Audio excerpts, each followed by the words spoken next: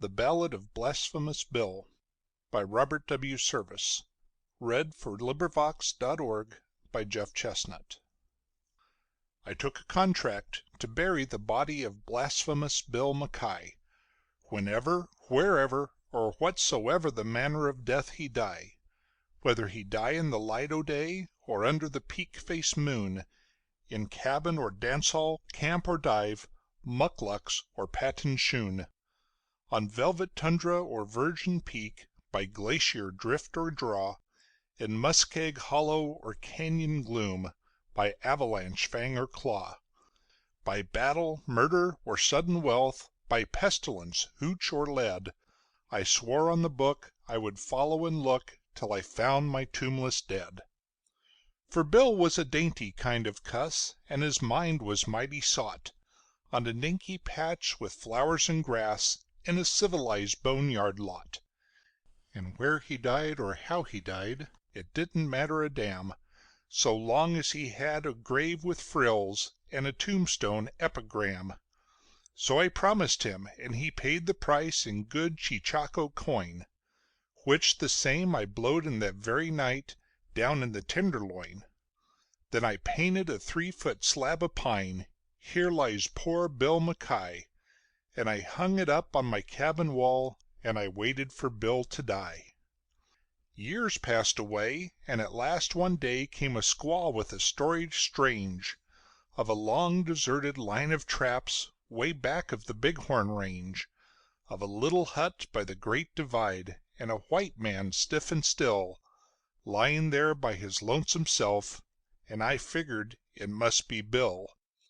So I thought of the contract I'd made with him, and I took down from the shelf the swell black box with the silver plate he'd picked out for hisself, and I packed it full of grub and hooch, and I slung it on the sleigh. Then I harnessed up my team of dogs and was off at the dawn of day. You know what it's like in the Yukon wild when it's 69 below, when the ice worms wriggle their purple heads through the crust of the pale blue snow, when the pine trees crack like little guns in the silence of the wood, and the icicles hung down like tusks under the parka hood, when the stovepipe smoke breaks sudden off, and the sky is weirdly lit, and the careless feel of a bit of steel burns like a red-hot spit. Then the mercury is a frozen ball, and the frost fiend stalks to kill. Well, it was just like that day when I set out to look for Bill. Oh, the awful hush that seemed to crush me down on every hand, as I blundered blind with the trail to find through that blank and bitter land, half dazed, half crazed in the winter wild with its grim, heart-breaking woes, and the ruthless strife for a grip on life that only the sourdough knows. North by the compass, north I pressed, river and peak and plain.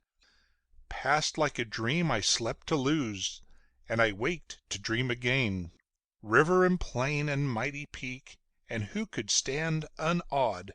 As their summits blazed, he could stand undazed at the foot of the throne of God.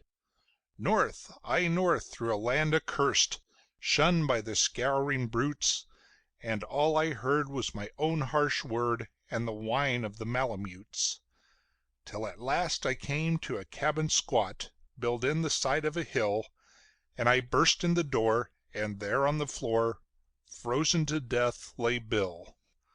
Ice, white ice, like a winding sheet, sheathing each smoke-grimed wall. Ice on the stovepipe, ice on the bed, ice gleaming over all. Sparkling ice on the dead man's chest, glittering ice in his hair, ice on his fingers, ice in his heart, ice in his glassy stare. Hard as a log and trussed like a frog, with his arms and legs outspread, I gazed at the coffin I'd brought for him, and I gazed at the gruesome dead. And at last I spoke. Bill liked his joke, but still, gol darn his eyes, a man had ought to consider his mates in the way he goes and dies. Have you ever stood in an Arctic hut in the shadow of the pole, with a little coffin 6 by 3 and a grief you can't control? Have you ever sat by a frozen corpse that looks at you with a grin, and that seems to say, "You may try all day, but you'll never jam me in"? I'm not a man of the quitting kind, but I've never felt so blue as I sat there gazing at that stiff and studying what I'd do. Then I rose and I kicked off the husky dogs that were nosing round about, and I lit a roaring fire in the stove and started to thaw Bill out. Well, I thawed and thawed for 13 days, but it didn't seem no good. His arms and legs stuck out like pegs, as if they was made of wood. Till at last I said, it ain't no use, he's froze too hard to thaw. He's obstinate, and he won't lie straight, so I guess I got to saw. So I sawed off poor Bill's arms and legs, and I laid him snug and straight in the little coffin he picked hisself with a dinky silver plate. And I came nigh near to shedding a tear as I nailed him safely down. Then I stowed him away in my Yukon sleigh and started back to town. So I buried him as the contract was, in a narrow grave and deep, and there he's waiting the great clean up when the judgment sluice heads sweep.